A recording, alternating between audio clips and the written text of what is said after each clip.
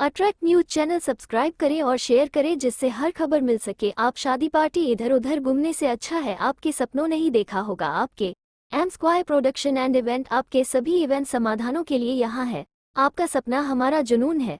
उत्पादन से प्रबंधन तक हम आपके कार्यक्रम के सपने को सफल बनाने के लिए यहाँ है। बुकिंग या किसी भी प्रश्न के लिए हमसे संपर्क करें मुकेश माधवानी +919829243207।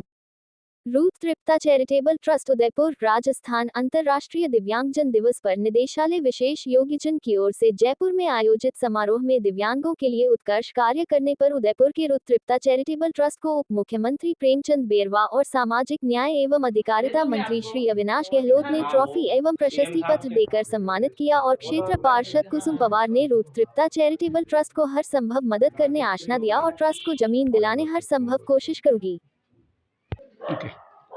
मेरा नाम रूथ तृप्ता सुश्री रूथ तृप्ता मेरा नाम है और मैं मेरी ट्रस्ट जो चला रही हूँ वो दिव्यांगों के और गरीब विधवा बेसहारा महिलाओं के लिए ही मैं ये कार्य करती हूँ और उनको मैं लाइवलीहुड का जो भी कार्य होता है अपने आप स्वावलंबी बनाने के लिए मैं उनके लिए कार्य करती हूँ और उनको कैंप लगा के और ये चीज़ें सिखाती हूँ और ये जो भी कार्य मैं करती हूँ वो निशुल्क कार्य करती हूँ।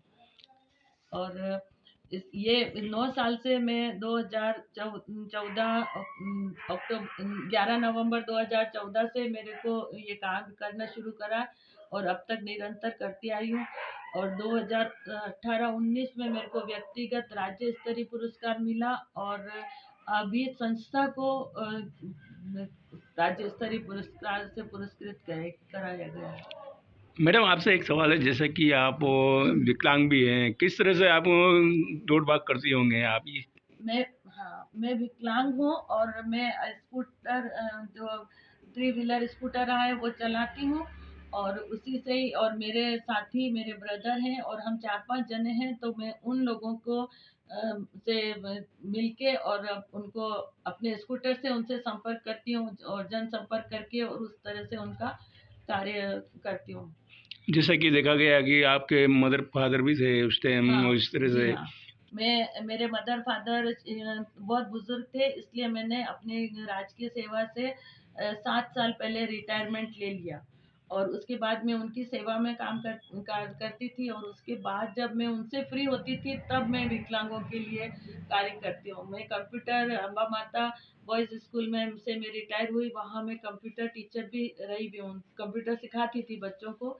तो अभी जितने भी दिव्यांग बेसहारा और जो गरीब असहाय हैं उनके बच्चों को अगर कभी कोई चीज़ की ज़रूरत पड़ती है कंप्यूटर से रिलेटेड तो मैं उनको उनकी समस्याओं का हल मैं कंप्यूटर से सिखाती हूँ। अभी हमने सुना है कि आपको सीएम द्वारा भी एक सम्मानित प्रमाण पत्र मिला है। जी हाँ। किस कार्य के लिए मिला है?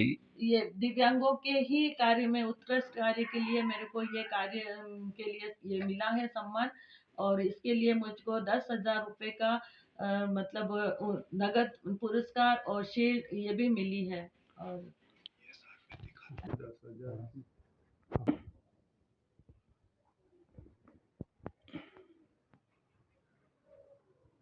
मैडम जैसे कि आप इतनी महिलाओं को और बच्चों को आपने शिक्षा दी है और आपने सरकार से कोई मांग की है ज़मीन के विषय में? नहीं, मैंने सरकार से कोई मांग नहीं की है।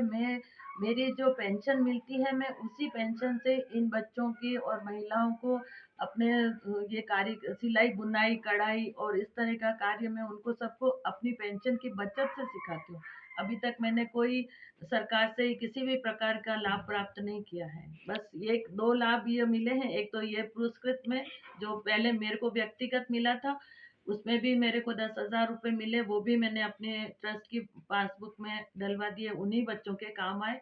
और इनके लिए अभी हम 9 साल पूरे होने पर हम गोरेला गांव गए थे, वहाँ के महिलाओं को कपड़े और ये वस्त्र वितरण और मिठाई वितरण और ये करा। वहाँ के बच्चों के लिए भी हम कार्य करेंगे क्योंकि बहुत गरीब तबके के बच्चे हैं वहाँ पर।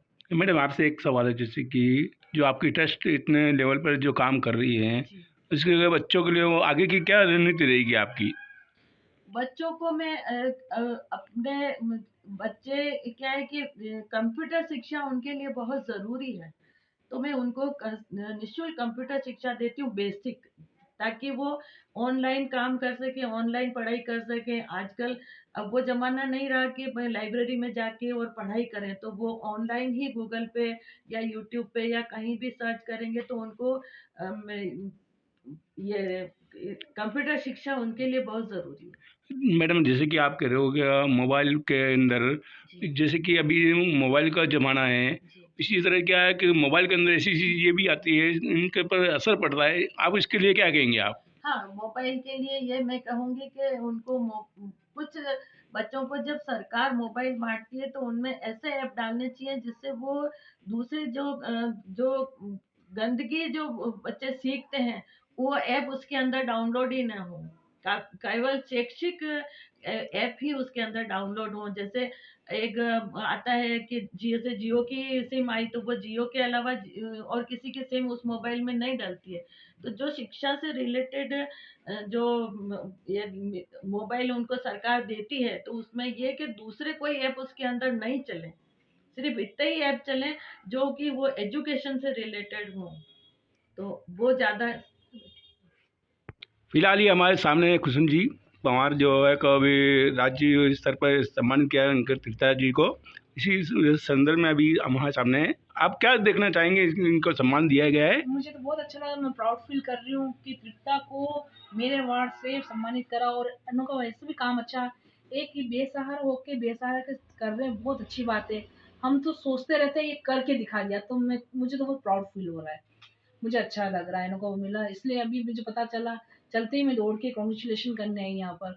और माननीय श्री भजनलाल जी मुख्यमंत्री जी दे रहे हैं अवार्ड, बहुत बड़ी बात हुई हमारे लिए, तो बहुत ऊपर मत कुसुम जी एक जैसा कि देखा गया है कि जैसे कि आपके यहाँ पे जो दिव्यांग भी हैं त्रिता जी, और इसके लिए आप क्या सहयोग करना चाहेंगे इस विषय में? मैं इससे आगे पारिजी साहब से बात करके एक अपने जगह के हैं ये, तो जगह के लिए मैं व्यवस्था करने की कोशिश करूंगी कि उनको जगह मिल जाए ताकि एनजीओ वहाँ चला सके ये।